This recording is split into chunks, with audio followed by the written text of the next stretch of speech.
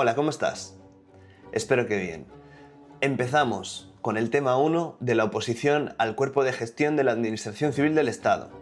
Y como no podía ser de otra manera, empezamos por la Constitución Española de 1978. Este es el primer tema del curso, así que vamos a utilizarlo también como una pequeña introducción a la forma en la que vamos a trabajar a partir de ahora, que va a ser con explicaciones claras, con enfoque de examen y prestando atención no solo a lo que dice la norma, sino también a cómo te la pueden preguntar en el test.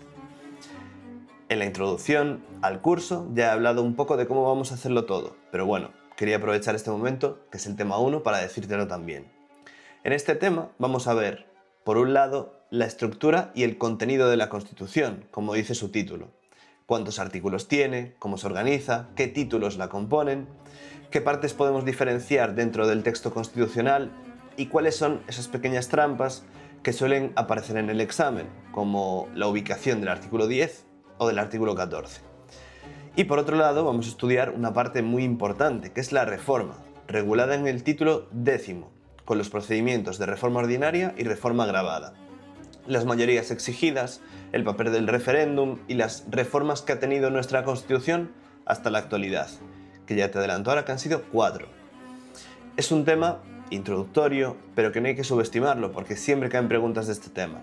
La Constitución es la base de todo el ordenamiento jurídico y en una oposición como gestión de la Administración Civil del Estado es súper importante y suelen caer unas 12 preguntas más o menos de media en el test. Entonces hay que prestarle una importancia máxima. Mucho más que a todo lo demás, sobre todo para el examen tipo test. Una cosa que a mí me llamó la atención cuando empecé a estudiar este tema fue que me preguntaran por la reforma en el tema 1, ya que si venimos a la versión consolidada de la Constitución y venimos al índice, vemos que la reforma se regula en el último título de la Constitución. Entonces me parecía súper contraintuitivo empezar a estudiar por el final. Yo soy mucho de pillar la norma y empezar a estudiar por el artículo 1 y terminar por el último. Entonces esto me llamó mucho la atención y no lo entendía al principio e incluso me llegaba a enfadar porque me rompía un poco los esquemas. Pero ¿por qué lo hacen así? Lo vas a entender ahora. La reforma es un procedimiento mediante el cual se puede modificar la Constitución. Hasta el momento solo ha habido 4 modificaciones y han sido de las leves, por así decirlo. Tenemos un procedimiento suave y un procedimiento agravado, que se regulan en el 167 y en el 168. Entonces, la elección de uno u otro procedimiento depende de dónde nos movamos en la Constitución. Depende de si estamos aquí en el título preliminar, de si estamos aquí. Si estamos aquí, se utiliza uno u otro de los procedimientos. Por eso se estudian al mismo tiempo la reforma y la estructura, porque la reforma está íntimamente ligada con la estructura. Entonces, bueno, dicho esto, no me voy a adelantar tampoco, pero quería que lo entendieras, porque a mí me parecía extraño también al principio. Entonces, en el tema 1, comienzo con unas notas previas, hablándote un poco de en qué va a consistir todo esto. Tampoco voy a ponerme ahora a repetirlo porque está en el PDF que te puedes descargar, pero bueno, básicamente eso, que he analizado todos los exámenes oficiales hasta la fecha, que tengo un método bastante potente de cara a encarar tanto el test como el supuesto práctico y que vamos a utilizar los exámenes oficiales y los criterios de corrección de la Comisión Permanente de Selección a lo largo de todo este curso. Entonces vamos a intentar dominar un núcleo muy duro de este temario para poder apuntar el dardo a la diana de la forma más precisa posible y sin abarcar cosas que son innecesarias. Entonces, dicho esto, vamos a comenzar con la estructura y el contenido de la Constitución española. Bien, la Constitución española no cayó del cielo, sino que es el resultado de un proceso largo, tenso y que en muchos momentos complicado, porque no se trataba solo de ponerse de acuerdo en un texto jurídico, sino que había que pasar página a casi 40 años de dictadura y hacerlo sin que el país se rompiera por el camino. Y dentro de este proceso constituyente hay que destacar unos hitos. Digo esto porque, claro, Venimos de una época muy convulsa y los grupos políticos se juntaron y se pusieron de acuerdo para elaborar este texto que tenemos aquí, el texto constitucional. Y es algo que hoy en día, tal y como está el ambiente político, parece impensable. Que no son capaces ni de sacar unos presupuestos generales del Estado, pues imagínate en aquel momento, llegar a lograr elaborar este texto, que además está muy actualizado, como vas a ver. Ya te digo, solo se ha reformado 4 veces desde el año 1978 y han sido cosas nimias, por así decirlo, cosas de redacciones muy pequeñitas, como vamos a ver ahora. Entonces, tiene muchísimo mérito esto. ¿Qué fechas hay que tener en cuenta? Pues tenemos que tener en cuenta, en primer lugar, el 31 de octubre del 78, cuando se aprobó en las Cortes, mediante dictamen por la Comisión Mixta, sobre el proyecto de la Constitución, fijado definitivamente el texto constitucional. Primera fecha importante, 31 de octubre. Después, 6 de diciembre, referéndum. La Constitución es sometida a referéndum, siendo aprobada por una mayoría aplastante, algo sin precedentes. Imagínate ahora lo difícil que sería. Después, 27 de diciembre, sanción. El rey sanciona la Constitución, la firma, en sesión conjunta del Congreso de los Diputados y del Senado. Y después saltamos al 29 de diciembre, que es la publicación y entrada en vigor. ¿Por qué no el 28? Pues se dice que porque el 28 es el Día de los Santos Inocentes. Es una leyenda que corre por ahí. No sé si es verdad o no, pero por lo menos nos sirve para recordar que este día no es, sino que es el 29. Y que además el 29 es publicación y entrada en vigor. Por lo tanto, la Constitución se publicó en el BOE con la firma del jefe de Estado, Juan Carlos I, recuerda, rey emérito, y entrando en vigor ese mismo día, de acuerdo con lo dispuesto en su disposición final. Esta Constitución entrará en vigor el mismo día de la publicación de su texto oficial en el Boletín Oficial del Estado. Bien, importante, si hacemos control fin, nos lleva al final del documento y aquí tenemos la Constitución española, que si la abrimos podemos venir a ver qué nos dice esta disposición final. Y lo mismo, podemos hacer control fin en el teclado. Y nos dice la disposición final que esta Constitución entrará en vigor el mismo día de la publicación de su texto oficial en el Boletín Oficial del Estado. ¿Nos lo podrían preguntar? Perfectamente. Bien. Pequeños trucos que nos da el teclado. Control fin, control inicio y volvemos arriba. Así no tenemos que estar dándole ahí con la rueda hasta el infinito. Yo siempre recomiendo mucho estudiar a ordenador porque nos facilita mucho esto, o por lo menos tener el documento abierto en el ordenador o en una tablet. Bien, importancia de la estructura de la Constitución. Esta es una cuestión muy relevante y frecuente en el examen. De hecho, así aparece en el programa, aparece estructura de la Constitución y lo han preguntado. De hecho, te puedo enseñar aquí una pregunta oficial para que lo veas. Examen oficial del año 2022. Primera pregunta. La Constitución española de 1978 consta de...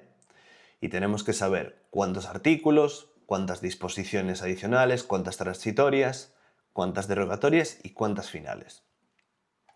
En este caso era fácil la pregunta, porque ya sabemos que son 169 artículos. Si tuviéramos otra opción que dijera 169 artículos, pues podría hacernos dudar.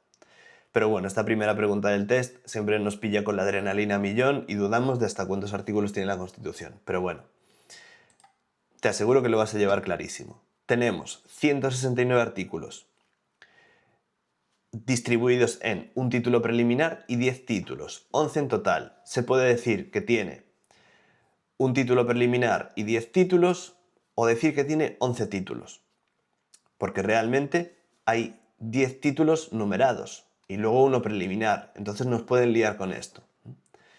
Pero se llama título preliminar, por lo tanto es un título. Título preliminar. Y después título 1, título 2, título 3, ahora los vamos a ver todos. Pero ahí ya viene la primera confusión, por donde nos pueden pillar, de si tiene 10 títulos o si tiene 11. Tiene 11 porque el preliminar es título. Podríamos decir, tiene 10 títulos numerados y el título preliminar, para ser más precisos. Después, debe destacarse que el artículo 10 y el artículo 14 no se integran en ningún capítulo, lo cual es clave para el examen. Fíjate, tenemos que estamos en el título preliminar y llega hasta el 9. Y después pasamos al título primero, pero el artículo 10 no está dentro del capítulo primero. Por lo tanto, cuidado con estos detalles. Esto es estructura pura y dura. Y tenemos el 14 también. Si unimos al 14, tenemos que está dentro del capítulo segundo, pero no está dentro de la sección primera del capítulo segundo del título primero. Que te lo vas a tener que saber así, tal cual lo acabo de decir. Sección primera del capítulo segundo del título primero. ¿Por qué? Porque es muy importante esta sección primera. Y vemos que el artículo 14 se queda fuera, entonces cuidado con eso. Bien, tenemos la estructura de la Constitución. Preámbulo, título preliminar, que va de los artículos 1 al 9, título preliminar, artículos 1 al 9. Después tenemos el título primero de los derechos y deberes fundamentales, cuyo artículo 10 queda fuera del capítulo. Aquí lo tenemos dentro del título, pero fuera del capítulo primero. Después del título primero tenemos 5 capítulos. Tenemos capítulo primero de los españoles y los extranjeros, capítulo segundo, derechos y libertades. Perfectamente te pueden preguntar cómo se llama el capítulo segundo del título primero. Y después, el capítulo segundo tiene 2 secciones. Es el único capítulo que tiene secciones. Por eso te decía que esta sección es importantísima. De los derechos fundamentales y de las libertades públicas. Tal vez de los artículos más importantes de la Constitución. Sección primera del capítulo segundo del título primero. Sección primera del capítulo segundo del título primero. Tienes que memorizarla así. Y después la sección segunda, que es importante pero no tanto. Después, capítulo tercero de los principios rectores de la política social y económica, lo mismo, principios, no son derechos fundamentales, son principios. Capítulo cuarto de las garantías de las libertades y derechos fundamentales, garantías, cortito, como vemos son 2 artículos solo. Y después el capítulo quinto de la suspensión de derechos y libertades, ya lo veremos ahora. También un solo artículo, pero muy importante. Entonces tenemos estos 5 capítulos dentro del título primero. Por eso es el más extenso de toda la Constitución y el más importante. Bien, después tenemos el título segundo, la corona, que también lo preguntan casi siempre, artículos 56 a 65, primera regla mnemotécnica 56, 65. Si invertimos el orden, mismo número. Pues así ya sabes que ahí está la corona. Te lo digo porque es que te la vas a tener que saber muy bien la Constitución, porque entran muchísimas preguntas. Entonces, así nos aseguramos haber superado una parte muy grande del test, solo con una norma que además es muy cortita. 169 artículos, pero que mira qué artículos. No son nada, son cortísimos. Entonces, bueno, la preguntan muchísimo, la van a seguir preguntando y nos la tenemos que saber al pie de la letra. Ya verás otras normas que artículos tienen súper largos. ¿Qué más tenemos por aquí? Pues tenemos título tercero de las Cortes Generales, que tiene 3 capítulos. De las cámaras, de la elaboración de las leyes, de los tratados internacionales.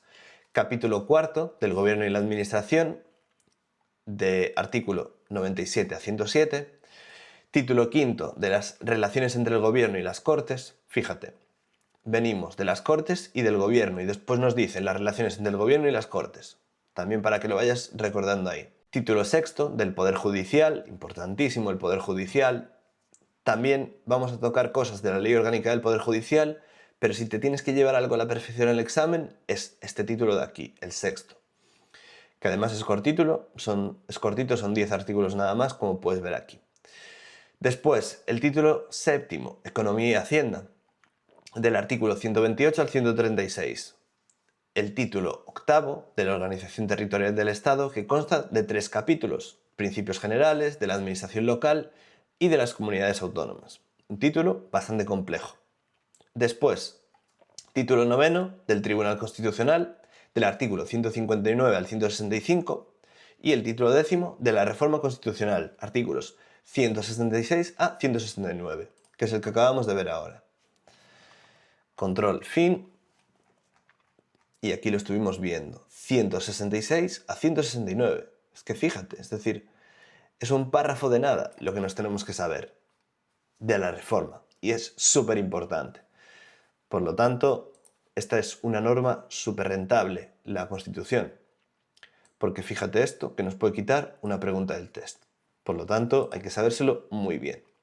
Y luego tenemos las disposiciones, que tenemos 4 adicionales, 9 disposiciones transitorias, una derogatoria y una final. Y así te lo tienes que saber. 4 disposiciones adicionales, 9 disposiciones transitorias, una derogatoria y una final. La final, ya sabes cuál es, lo acabamos de ver. Control fin, y nos dice que entrará en vigor el mismo día de la publicación de su texto oficial en el BOE. Bien, ¿las disposiciones hay que sabérselas? Bueno, en mi opinión, no. Pero ya luego vas a ir viendo que son fáciles. Tenemos disposición adicional primera, segunda, tercera, cuarta, 4 disposiciones adicionales. Después, transitorias, tenemos 9 y está bastante relacionado con el título octavo de la Organización Territorial del Estado. Entonces, eso son cosas relacionadas con el título octavo. Y después tenemos una derogatoria que nos dice que queda derogada la Ley 1/1977. No vamos a entrar más ahí, y después la final, que ya hemos visto cuál es. Entonces, importante saber eso, que tenemos 4 adicionales, 9 transitorias, una derogatoria y una final, porque nos lo pueden preguntar. Y después, clave de examen, que el artículo 10 no pertenece a ningún capítulo y que el artículo 14 no pertenece a ninguna sección. Bien, continuamos. Atendiendo a su contenido, dentro de la Constitución pueden diferenciarse con claridad 3 partes. Una parte dogmática, dedicada a principios, derechos y deberes fundamentales, integrada por el título preliminar y el título 1, el título primero. Una parte orgánica, dedicada a las instituciones del Estado, comprendida entre los títulos segundo a noveno. Y después una parte final, relativa a la reforma de la propia Constitución, contenida en el título 10º. En cuanto a las características, entre las notas definitorias de la actual Constitución española pueden destacarse las siguientes. La Constitución del 78 es una constitución de consenso. Su anteproyecto no fue elaborado por el Gobierno, sino por una ponencia en la que estuvieron representadas las distintas fuerzas políticas. La ponencia encargada de redactar el anteproyecto estuvo integrada por todas estas personas, que no te las tienes que saber. Lo que sí tienes que tener claro es que la Constitución diseña un nuevo régimen político y ofrece una respuesta al problema de la distribución territorial del poder. Después, la Constitución afirma su supremacía sobre todos los poderes constituidos, incluido el poder legislativo. Así se desprende del apartado primero del artículo 9 de la Constitución, cuando se establece que los ciudadanos y los poderes públicos están sometidos a la Constitución y al resto del ordenamiento jurídico. Es decir, está en la cúspide de la pirámide. El Tribunal Constitucional, desde sus primeras resoluciones, como la sentencia 15/1982, ha afirmado que la Constitución no es un simple catálogo de principios carentes de eficacia inmediata o pendientes de desarrollo legislativo, sino una norma jurídica, la norma suprema del ordenamiento, cuyos preceptos pueden ser invocados ante los tribunales. Solo cabrían excepciones cuando así lo imponga la propia Constitución o cuando la naturaleza de la norma impida su aplicación inmediata. La Constitución incorpora garantías destinadas a preservar esa supremacía. Son fundamentalmente 2. Tenemos por un lado el control de constitucionalidad de la ley atribuido a un órgano específico, el Tribunal Constitucional, que no se integra en ninguno de los 3 poderes del Estado, ejecutivo, legislativo y judicial, recordamos, y después la reforma constitucional, configurada como un procedimiento extraordinario, distinto del procedimiento legislativo ordinario, al que solo debe acudirse cuando el problema no encuentre solución por la vía interpretativa. De ahí que durante la vigencia de esta Constitución, desde el 78, solo se hayan producido 4 reformas, en el 92, en el 2011, en el 2024 y en el 2026, y te las vas a tener que saber súper bien. Finalmente, debe destacarse que, por primera vez, en un texto constitucional español aparece la expresión derecho fundamental. Lo acabamos de ver en la estructura. Se consideran derechos fundamentales todos los derechos recogidos en el capítulo segundo del título primero, tanto en la sección primera como en la sección segunda, incluyendo también el principio de igualdad del artículo 14 de la Constitución. Entonces, si venimos aquí a la primera pestaña, donde nos pone el texto completo, podemos venir hasta el artículo 69 y ver cómo ha sido la modificación o la reforma de este artículo, para hablar con más precisión. Bueno, pues nos dice aquí, se modifica el apartado 3 por el artículo único de la reforma del 19 de mayo del 26. Y nos dice que la creación de las circunscripciones electorales de Ibiza y Formentera quedará pospuesta hasta la convocatoria de las primeras elecciones al Senado, porque todavía no hay senador ahí. Pero aquí podemos ver cuál es el texto original, publicado en el 78. Si te fijas, tenemos 1 a cada una de las siguientes islas o agrupaciones, y tenemos aquí el guión, Ibiza Formentera. Vamos a la última actualización y tenemos Ibiza, Formentera. Pues eso es la reforma de la Constitución. Una de ellas. Luego tenemos más que le podemos echar un vistazo a todas ya que estamos aquí. Venimos a la pestaña de análisis y tenemos aquí pues modificación del 13.2 en el año 1992. Y lo vamos a ver aquí en completo. Venimos en completo, venimos al artículo 13 y ya vemos que tenemos aquí nuestro aviso en amarillo, que nos dice que se modifica el apartado 2. ¿Qué fue lo que se hizo? Pues se añadió esto de aquí, sufragio activo y pasivo en las elecciones municipales. Esa fue la reforma del artículo 13.2. Y si venimos aquí a texto original, pues podemos ver cómo era antes. Nos dice, para el derecho de sufragio activo en las elecciones municipales. Pues le añadieron y pasivo. ¿Sí?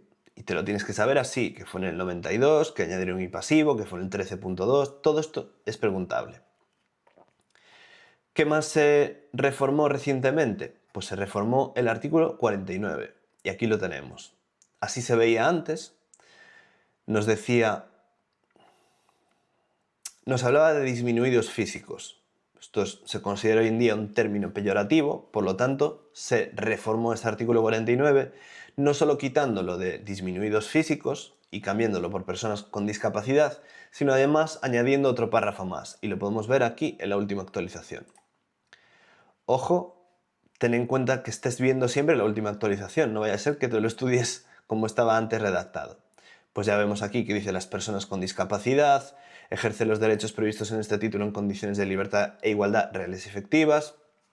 Y el apartado 2 que se añade, que nos dice que los poderes públicos impulsarán las políticas que garanticen la plena autonomía personal, inclusión social de las personas con discapacidad, etcétera, etcétera, etcétera. ¿Sí? Pero bueno, muy importante que tengas esto claro, porque así puedes venir aquí a la versión completo e ir viendo los artículos que se han reformado, cómo eran antes y cómo son ahora. ¿Sí? Bien, pues muy importante esto, que lo tengas claro y que sepas navegar por la norma de esta forma, yendo a través del índice para llegar antes a los artículos, yendo a análisis para ver cuándo se ha reformado. Tenemos aquí reforma 27 de agosto del 92 del 13.2, 135 el 27 de diciembre del 2011, el artículo 49 se reforma el 15 de febrero de 2024 y el 69.3, que es la última reforma, el 19 de mayo del 26. Bien, continuamos. Contenido, valores superiores y principios constitucionales. Nos dice, en el título preliminar de la Constitución se recogen los valores superiores y los principios constitucionales del sistema instaurado en 1978. Nos dice, definición del Estado. El artículo 1 de la Constitución comienza afirmando que España se constituye en un Estado social y democrático de derecho. Se trata de una fórmula compleja integrada por 3 elementos. Fíjate que estamos hablando del artículo 1. Nos dice que España se constituye de un Estado social y democrático de derecho. Pero aquí ya hay bastantes cosas en las que tener en cuenta. Tenemos Estado social, Estado democrático y Estado de derecho. Puede pasar desapercibido si lo lees aquí, pero ahora lo vamos a desgranar. Entonces tenemos que es un Estado social. Un Estado comprometido con la promoción del bienestar social, de manera especial con la protección de los sectores más desfavorecidos. La Constitución contiene múltiples referencias a este compromiso, aunque la más significativa se encuentra en el apartado segundo del artículo 9, cuando atribuye a los poderes públicos la obligación de promover las condiciones para que la libertad y la igualdad del individuo y de los grupos en que se integran sean reales y efectivas. Artículo 9, importantísimo. Reales y efectivas.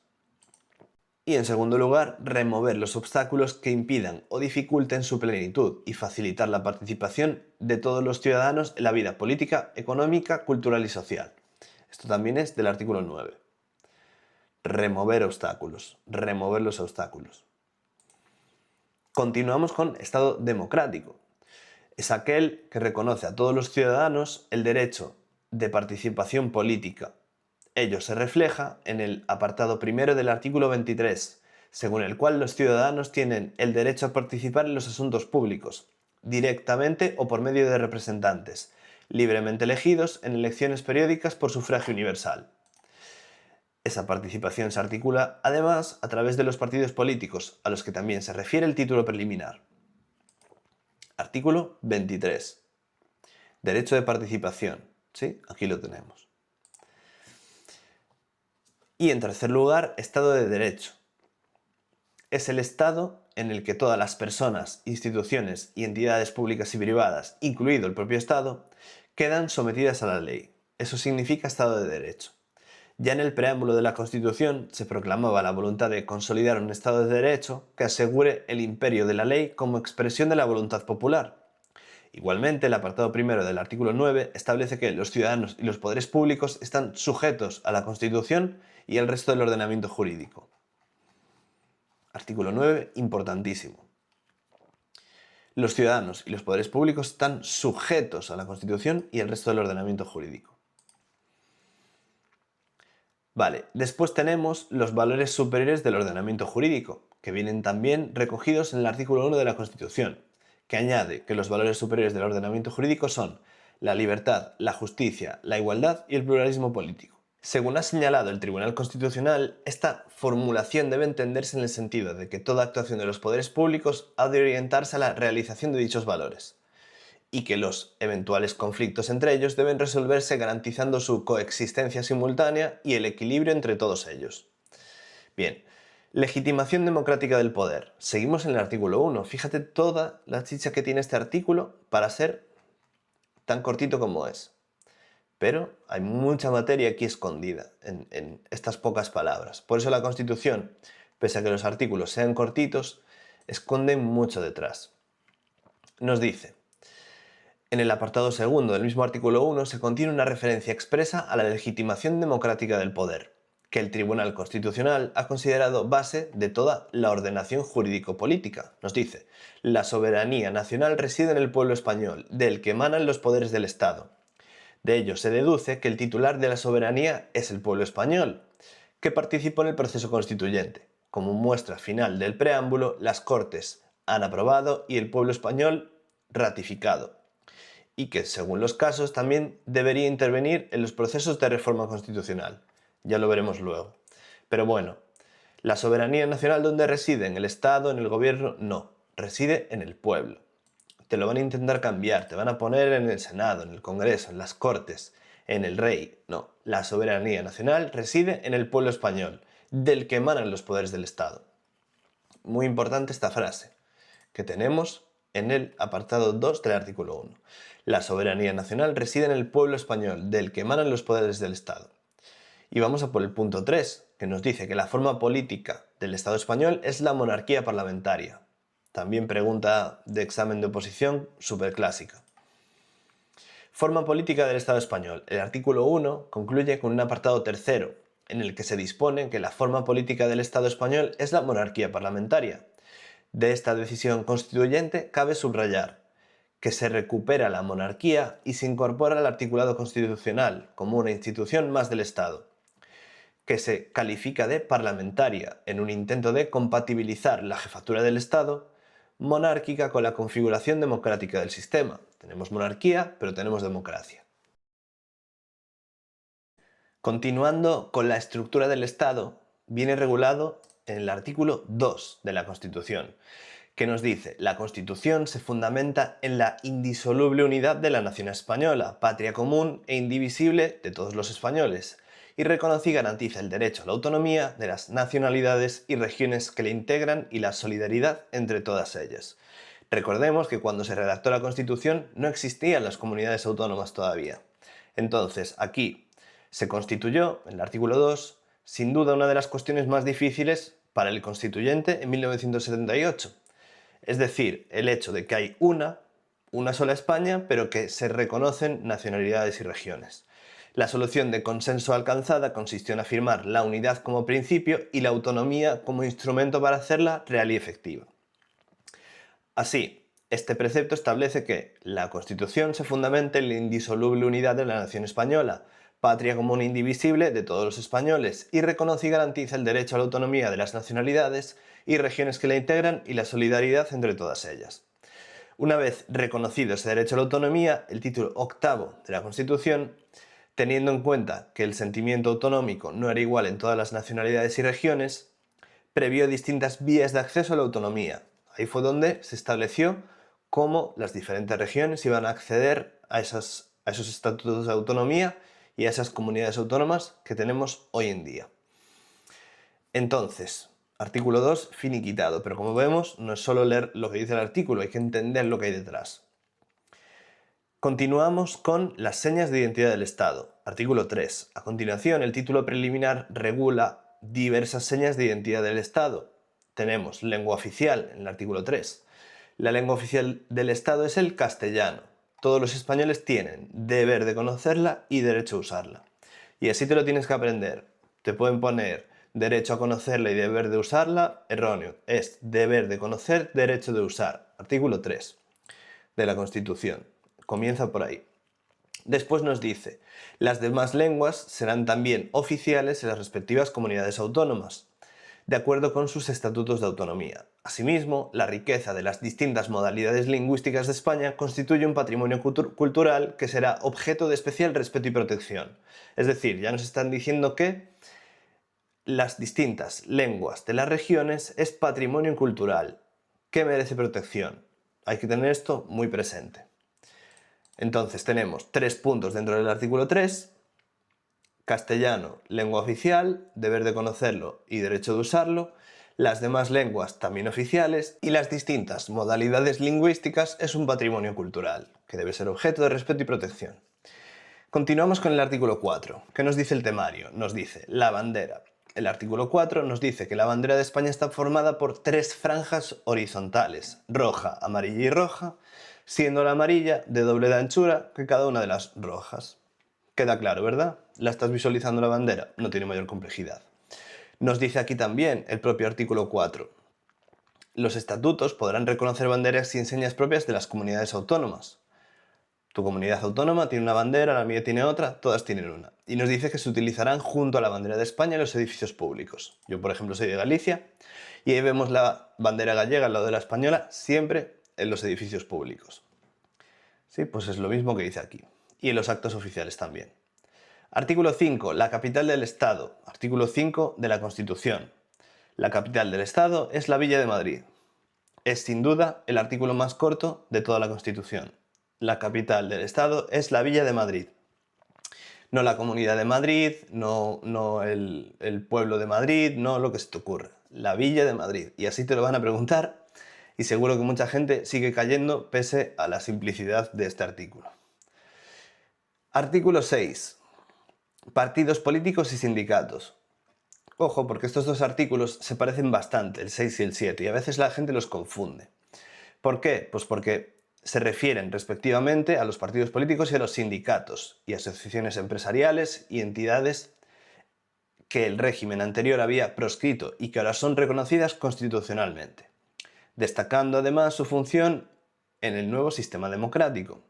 Nos dice, en relación con los partidos políticos, el artículo 6 dispone que expresan el pluralismo político, concurren a la formación y manifestación de la voluntad popular y son instrumento fundamental para la participación política. En cuanto a su régimen jurídico, la Constitución se limita a señalar que su creación y el ejercicio de su actividad son libres dentro del respeto a la Constitución y a la ley, y su estructura interna y funcionamiento deberán ser democráticos.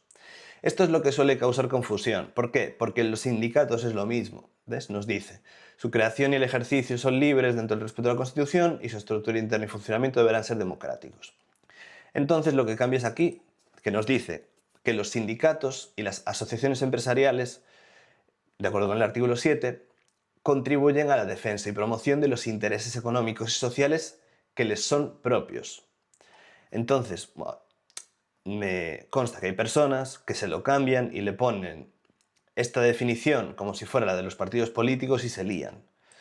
Porque podría encajar. Al final, sobre todo tal y como está la actualidad, si nos dicen que los partidos políticos contribuyen a la defensa de los intereses económicos que les son propios, pues te puede sonar bien. No, pues eso son los sindicatos. Los partidos expresan el pluralismo político. Debes distinguirlo bien. Y luego la coletilla que tienen los dos al final, que es la misma. O muy similar, ¿no ves? Su creación y el ejercicio libres dentro del respeto de la Constitución. Y aquí lo mismo, su creación y el ejercicio libres dentro del respeto de la Constitución. Por eso es importante quedarnos con esta primera parte para no confundirnos. Bien, continuamos con las Fuerzas Armadas que vienen en el artículo 8. Tenemos 6 partidos políticos, 7 sindicatos, 8 Fuerzas Armadas. Bien, pues aquí tenemos que otra singularidad de la Constitución es la inclusión dentro del título preliminar de una referencia expresa a las Fuerzas Armadas, en el artículo 8, poniéndolas al servicio y defensa del nuevo Estado democrático. En concreto, en cuanto a su composición, establece que las Fuerzas Armadas están integradas por el Ejército de Tierra, la Armada y el Ejército del Aire. Cuidado, no confundir con otras cosas que nos digan por ahí. Es Ejército de Tierra, Armada y Ejército del Aire. En cuanto a sus funciones, tienen como misión garantizar la soberanía e independencia de España, defender su integridad territorial y el ordenamiento constitucional. En cuanto a su organización, dispone que una ley orgánica regulará las bases de la organización militar conforme a los principios de la Constitución. Siempre que veas en la Constitución que algo se regula por ley orgánica, te lo anotas bien porque puede ser objeto de pregunta en el texto. Nos dice aquí que una ley orgánica lo regulará. Las bases de la organización militar. Más adelante vamos a ver todas las materias que se regulan por ley orgánica. Pero bueno, en principio te lo digo que te lo apuntes porque es importante. Después, principios del ordenamiento jurídico. Ya nos dimos una vuelta antes por este artículo 9 tan importante. Lo podemos leer por aquí directamente. Nos dice: los ciudadanos y los poderes públicos están sujetos a la Constitución y al resto del ordenamiento jurídico.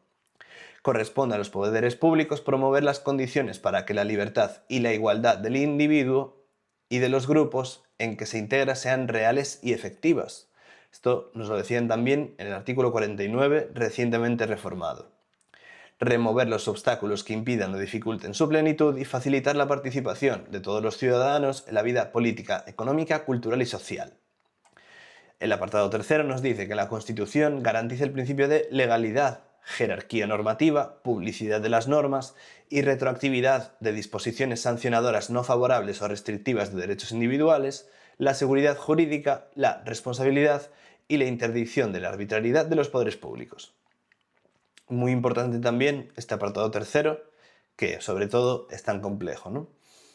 Bien, pues aquí lo tenemos todo en forma de temario. Consagra la sujeción de los ciudadanos y de los poderes públicos a la Constitución, recoge los principios del Estado social, establece los principios del ordenamiento jurídico, donde tenemos principio de legalidad, jerarquía normativa, publicidad de las normas y retroactividad de ciertas normas, como son las disposiciones sancionadoras no favorables o las restrictivas de derechos individuales. Pero aquí, por ejemplo, si una norma es favorable, en su retroactividad sí es posible, cuando sea favorable para la persona. Cuando no es favorable, es irretroactiva. Cuidado con este matiz. Seguridad jurídica, responsabilidad de los poderes públicos. Aquí tenemos una pequeña entrada a los poderes públicos responden a sus actuaciones frente a los ciudadanos.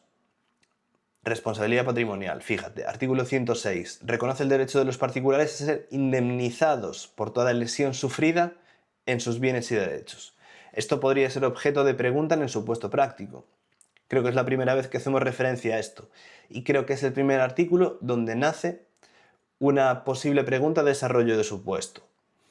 ¿Sí? Nos dice: salvo en los casos de fuerza mayor y siempre que la lesión sea consecuencia del funcionamiento de los servicios públicos. Es decir, que los ciudadanos tienen derecho a ser indemnizados. responsabilidad patrimonial. Ya lo veremos porque es una parte nuclear de esta oposición y caen preguntas de forma muy recurrente en el segundo ejercicio. Lo mismo sucede en el ámbito de la Administración de Justicia, conforme al artículo 121, cuando los daños deriven de un error judicial o de funcionamiento anormal de la Administración de Justicia. Aquí está el matiz importante de que la Administración puede funcionar normal y aún así tener derecho a una indemnización vía responsabilidad patrimonial, pero en la Administración de Justicia tiene que ser un error judicial o funcionamiento anormal. No podemos ser indemnizados si la justicia está funcionando normal, pero en la Administración sí. Te pongo un ejemplo. Si tú estás en un ascensor de estos de las calles, una rampa de estas que son como las de las escaleras mecánicas, y se te engancha la bufanda y te caes y te rompes una pierna, está funcionando normal, pero tú has tenido una lesión consecuencia de ella y tendrías derecho a ser indemnizado. Es un ejemplo un poco burdo, pero es para que se entienda. Además, mi ciudad está lleno de estas rampas mecanizadas y por eso lo pienso siempre. Pues como ejemplo ahí te lo dejo. Y la interdicción de la arbitrariedad de los poderes públicos nos dice que prohíbe cualquier actuación contraria a la justicia, a la razón o a las leyes, adoptada únicamente por voluntad o capricho. Es decir, cuidado que tienes que actuar conforme a las leyes, no según lo que te apetezca. Se conecta estrechamente con la desviación de poder a la que se refiere el apartado primero del artículo 106, cuando establece que los tribunales controlan el sometimiento de la actuación administrativa a los fines que la justifican. Bien, pues ya hemos terminado el título preliminar. Hemos visto los artículos 1 a 9. Y como vemos, es un título súper importante. Y además vamos a ver otra cosa, y es que te lo voy a enseñar ya, porque es que ya vamos a entrar en la reforma.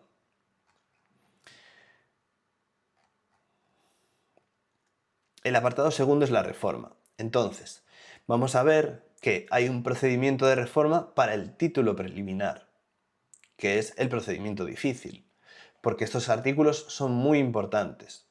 Por lo tanto, para reformarlos hace falta el procedimiento agravado, que es un procedimiento muy difícil de conseguir, por no decir imposible. Ahora lo vamos a ver, el del 168.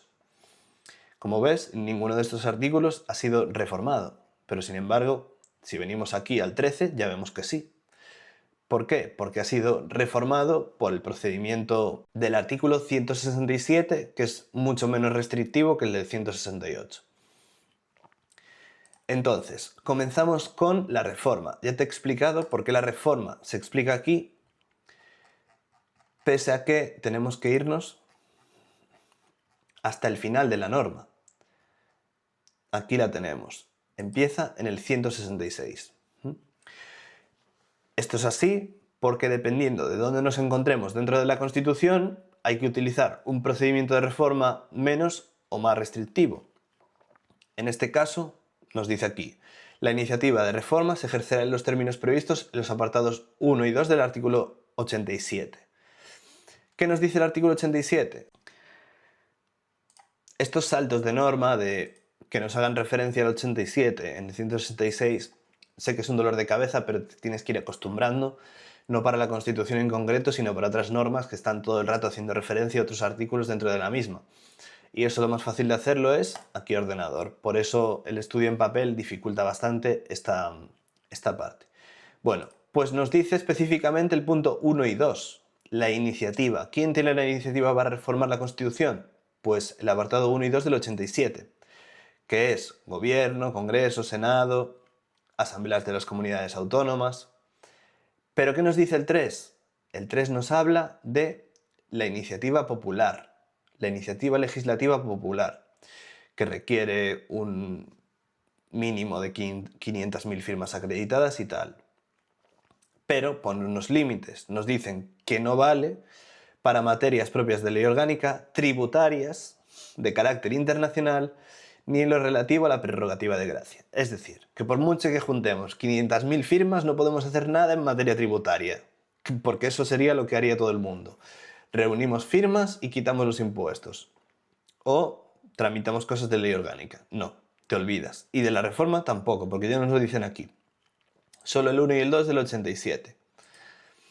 Bien, Pues vamos a ver qué nos dice el temario. Nos dice: el título 10º de la Constitución lleva por rúbrica de la reforma constitucional. Ya lo tenemos aquí. Este título, integrado por los artículos 166 a 169, que es el último, regula los mecanismos a través de los cuales puede llevarse a cabo la reforma de la Constitución. La Constitución prevé dos procedimientos para tramitar esa revisión: la ordinaria y la reforma especial o agravada. Esto de ordinaria o agravada no viene mencionado en la Constitución. Es algo que el propio uso de la norma ha generado. Lo llamamos así, pero no lo dice en ningún sitio. Podéis llamarlo también la reforma del 167 y la del 168, depende, como tú lo quieres hacer. Pues son dos procedimientos. Uno fácil, que es este, que es por el cual se han reformado las 4 que ha habido, y el difícil, que es este, que jamás se va a poder llevar a cabo por una cosa muy sencilla que te voy a explicar ahora. La elección entre una u otra dependerá de la parte de la Constitución afectada por la reforma. Una de las diferencias fundamentales entre ambos procedimientos, como se verá, reside en la distinta rigidez de los requisitos exigidos. Por eso te decía que la estructura de la Constitución está íntimamente relacionada con la reforma.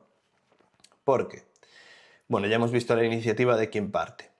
Si nos encontramos en un sitio u otro de la Constitución, se reforma por este procedimiento o por este procedimiento. Y ahora lo vamos a ver. Bueno, ya vimos de quién parte la iniciativa. 1 y 2 del 87, corresponde al Gobierno, Congreso, Senado o a las asambleas legislativas de las comunidades autónomas. Y nos dice: la remisión se realiza únicamente a los dos primeros apartados del 87, por lo que queda expresamente excluida en materia de reforma constitucional la iniciativa legislativa popular, prevista en el apartado 3º del 87. O sea que los ciudadanos nos olvidamos de reformar nada. Ni tampoco en materia tributaria, como dice aquí, ni de ley orgánica y tal. Por mucho que reunamos 40 millones de firmas. Nos dice: de forma más concreta, la iniciativa de reforma constitucional se ejerce del siguiente modo en cada uno de esos órganos. Gobierno. Los proyectos de reforma deben ser aprobados en el Consejo de Ministros y posteriormente sometidos al Congreso de los Diputados.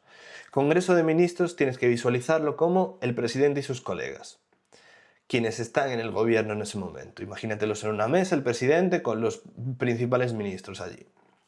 Y luego el Congreso de los Diputados es el hemiciclo que vemos siempre en las noticias, donde están allí discutiendo los distintos grupos políticos y echándose los trapos entre unos y otros.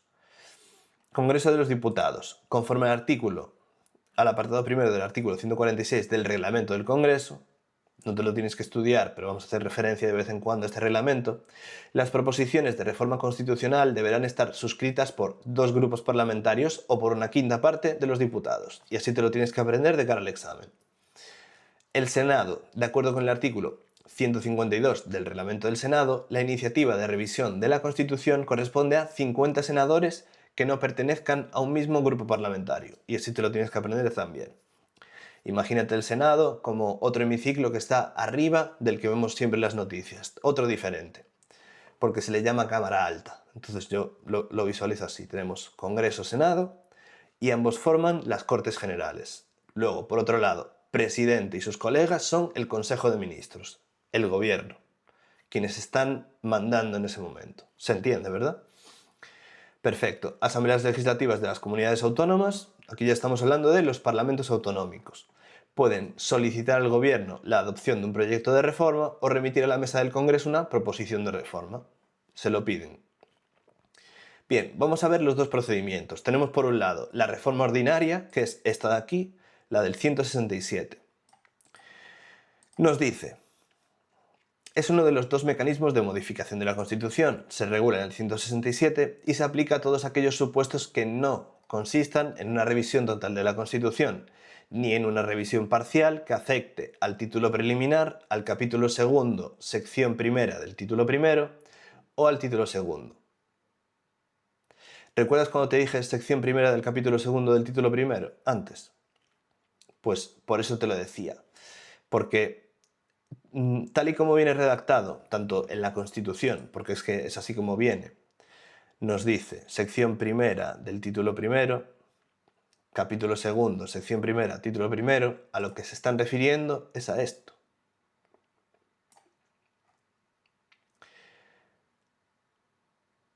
Sección primera del capítulo segundo del título primero.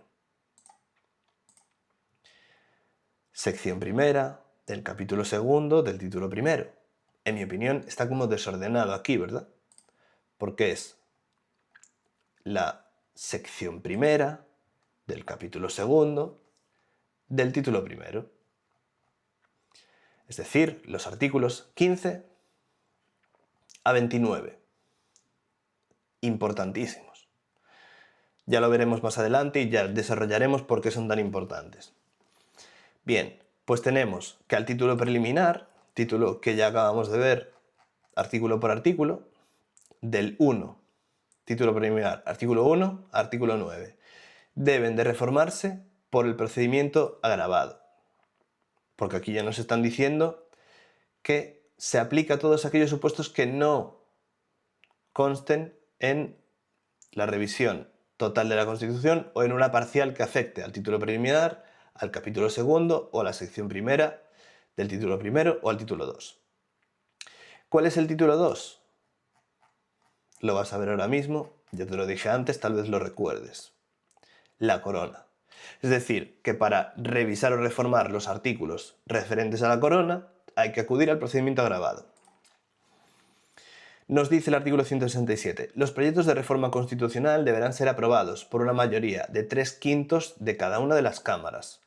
Si no hubiera acuerdo entre ambas, se intentará obtenerlo mediante la creación de una comisión de composición paritaria de diputados y senadores que presentará un texto que será votado por el Congreso y Senado. Es decir, 3/5 Congreso, 3/5 Senados. De no lograrse, y siempre que el texto hubiera obtenido voto favorable de mayoría absoluta del Senado, el Congreso, por mayoría de 2/3, podrá aprobar la reforma. Es decir, 3/5 Congreso, 3/5 Senado. ¿Que no lo conseguimos? La bajamos a mayoría absoluta del Senado y 2/3 del Congreso. Después, aprobada la reforma por las Cortes Generales, esta será sometida a referéndum para su ratificación cuando lo soliciten dentro de los 15 días siguientes a su aprobación una 10ª parte de los miembros de cualquiera de las cámaras. Siempre que lo soliciten, podrían no solicitarlo. De hecho, casi nunca lo solicitan el referéndum. Así es como va entonces. Tenemos aprobación. En una primera fase se intentará la aprobación del proyecto en el Congreso mediante la mayoría de 3/5. Si el Congreso lo aprueba, el texto se remite al Senado, donde deberá obtener igualmente una mayoría de 3/5. 3/5 Congreso, 3/5 Senado. Serán los reglamentos de ambas cámaras los que concreten los requisitos y las fases de estos procedimientos de aprobación que no nos importan demasiado. Si se alcanzase el acuerdo con estas mayorías, la tramitación parlamentaria de la reforma habrá concluido, es decir, conseguimos 3/5 y 3/5, se aprobó y ya está. Si no se alcanza, la Constitución prevé la composición de una comisión paritaria entre diputados y senadores que deberá elaborar un texto que será nuevamente sometido a votación por mayoría de 3/5. Después, nos dice aquí que, si el texto elaborado por la comisión obtuviera las mayorías requeridas, habrá finalizado la tramitación parlamentaria de reforma. Pero ¿qué pasa si todavía no se consigue? Nos dice la Constitución. El texto constitucional contempla una última posibilidad para su aprobación, consistente en alterar los quórums inicialmente exigidos. Entonces, si en el Senado conseguimos mayoría absoluta, es decir, bajamos de los 3/5, que es más o menos como, imagínate, un 60%, a mayoría absoluta, que es la mitad más 1 sobre un 50%, y el Congreso, 2/3, se podría aprobar. Es decir, si inicialmente el Congreso exigía una mayoría de 3/5, en esta fase final es 2/3 de sus miembros. O sea, pasamos de un 60% a un 66%, más o menos, que son 2/3. ¿Sí? Suavizamos la mayoría del Senado y endurecemos un poco la del Congreso. ¿Se entiende, verdad? Entonces, 3/5, 3/5, se aprueba. ¿Que no hay acuerdo? Comisión paritaria, 3/5, 3/5.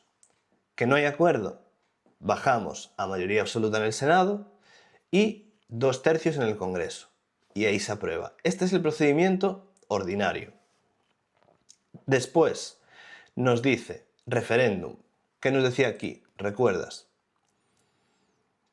Será sometida a referéndum cuando así lo soliciten dentro de los 15 días siguientes a su aprobación una décima parte de los miembros de cualquiera de las cámaras. Es decir, que si cualquiera de las cámaras, una décima parte de los miembros lo solicita, en 15 días posteriores a la aprobación hay referéndum.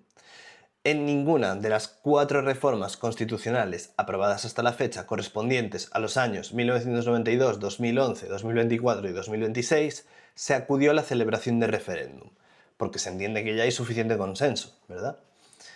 Pero está ahí la posibilidad por si la quieren tomar. Una vez transcurrido el plazo, sin que un número suficiente de diputados o senadores instara su convocatoria, se procedió a la publicación de los textos definitivos de las reformas, que ya los veremos, no son grandes cosas ni cosas que afecten demasiado el funcionamiento del Estado. Y ahora vamos a la reforma especial o agravada. Lo importante de aquí es saber identificar que nos están hablando de el título preliminar, ya lo hemos visto, del 1 al 9. Aquí lo tenemos.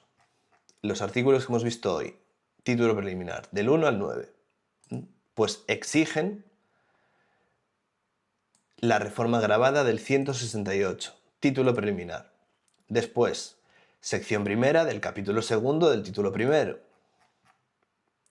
Sección primera del capítulo segundo del título primero.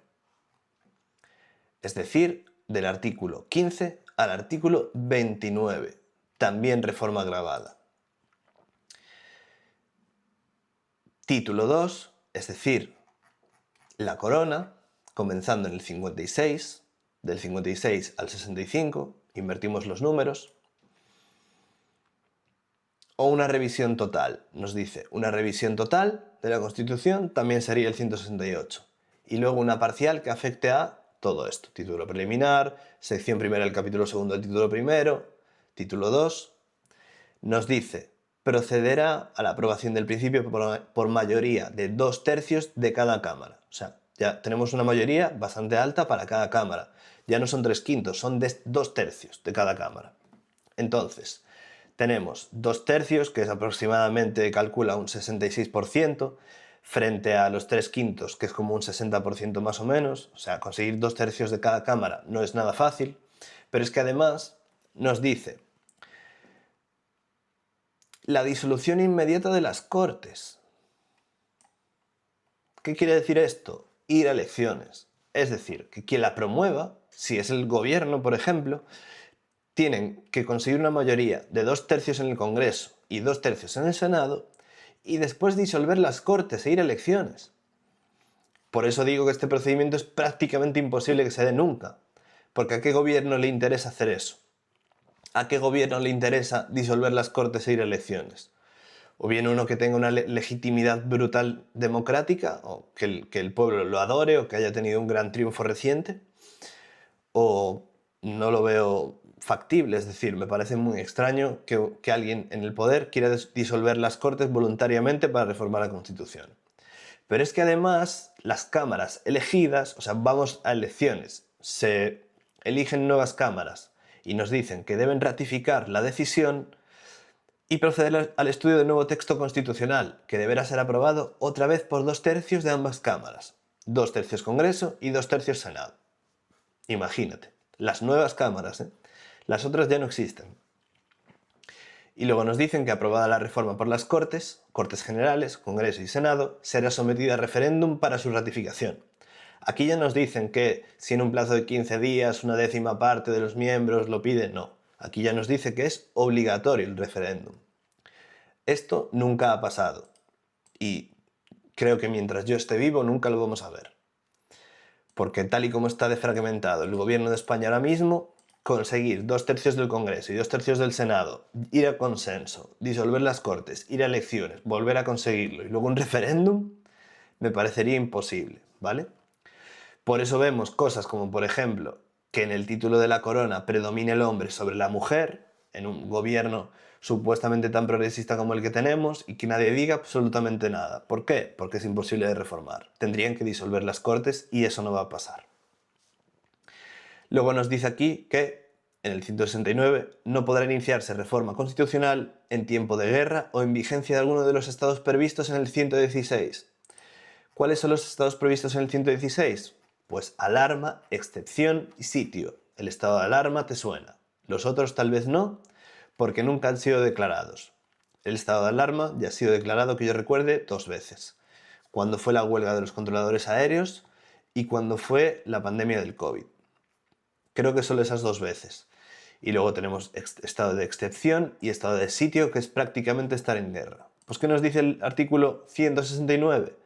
Que no se puede reformar la Constitución estando en uno de los estados de anomalía política, como es lógico. Y ahí termina. Vamos a ver qué nos dice el temario. Vale, reforma total, reforma parcial que afecte al título preliminar 1 a 9 que vimos hoy, o a la sección primera del capítulo segundo del título primero de los derechos fundamentales y de las libertades públicas, artículos 15 a 29, o que afecte al título segundo, la corona, 56 y 65. Nos dice que su regulación se contiene en el 168, que lo acabamos de ver, y ya hemos visto cómo es. El principio es 2/3 Congreso, 2/3 Senado, disolvemos Cortes, nuevas Cortes, 2/3 Congreso, 2/3 Senado, y referéndum preceptivo, es decir, obligatorio. Aquí tenemos todo el procedimiento como va, tal y como te lo acabo de explicar.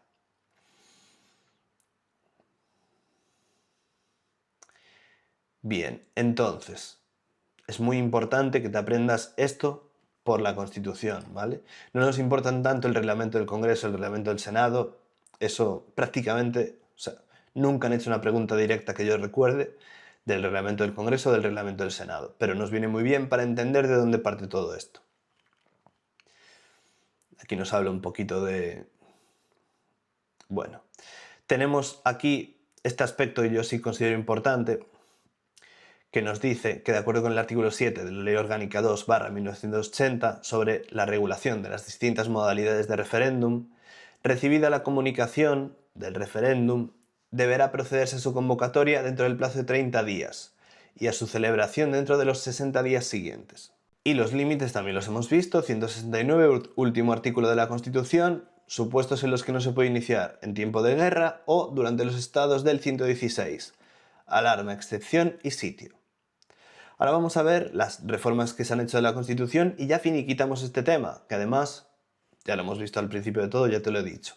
Pero bueno, te tienes que saber muy bien las fechas, qué fue lo que se modificó, cuándo se sancionó y cuándo entró en vigor. Y tenemos los límites, que ya los hemos visto. Último artículo de la Constitución, 169, establece que no podrá iniciarse la reforma en tiempo de guerra o durante las vigencias de alguno de los estados previstos en el 116.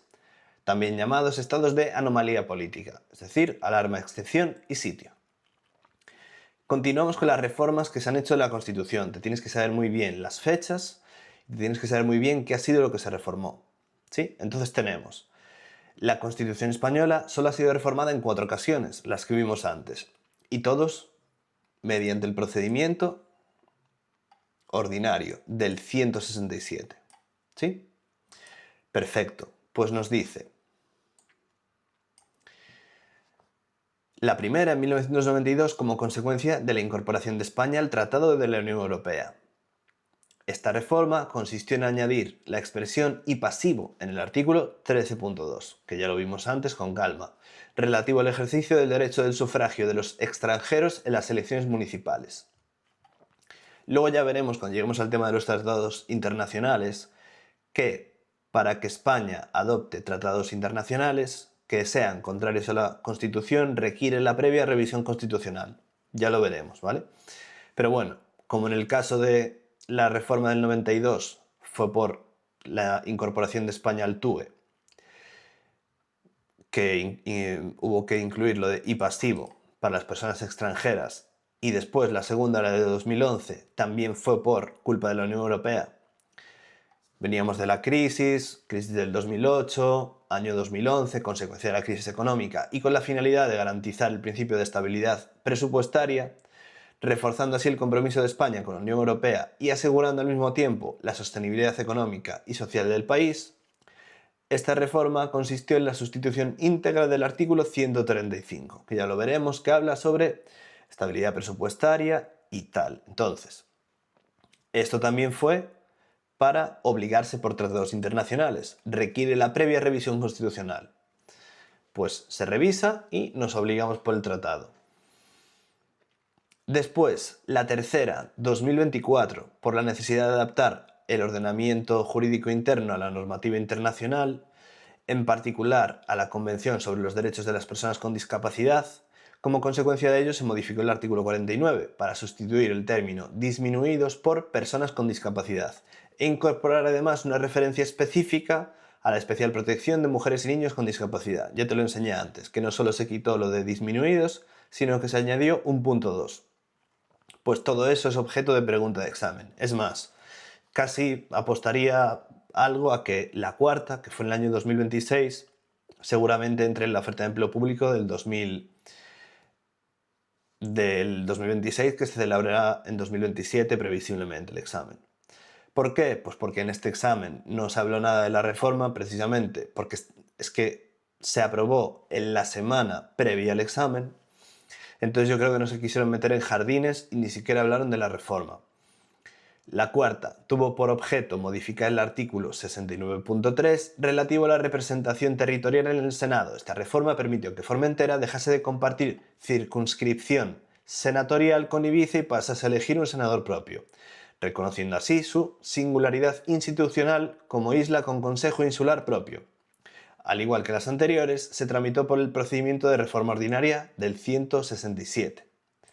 Por este procedimiento. Quitaron el guión en Ibiza-Formentera y pusieron Ibiza como Formentera. Esa fue la reforma. Algo tan simple como eso requiere el procedimiento que hemos visto ahora. Bien, plazos clave en la reforma constitucional. Tenemos procedimiento de reforma ordinaria, el plazo para solicitar la celebración de referéndum, 167.3, 15 días siguientes a la aprobación de la reforma. Y después, en el procedimiento de reforma agravada, plazo para la convocatoria de referéndum, conforme al artículo 7 de la Ley Orgánica 2/1980, 30 días, y plazo para la celebración del referéndum, conforme al artículo 7 de la Ley Orgánica 2/1980, 60 días. Se convoca en 30 días y se celebra en 60. Me extrañaría, pero lo podrían preguntar, porque es que la reforma es muy importante y es esto que estás viendo aquí. O sea, es solo esto. Pero como has visto, tiene una complejidad alta debido al tema de que tenemos que conocer la estructura primero y estar muy familiarizados con ella.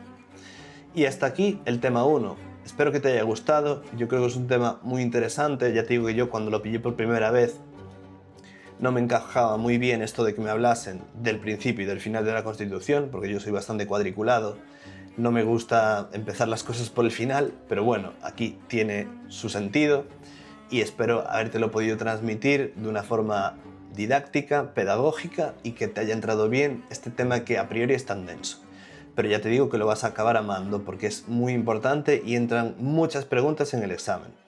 Así que muchísimas gracias por estar conmigo y nos vemos en el tema 2.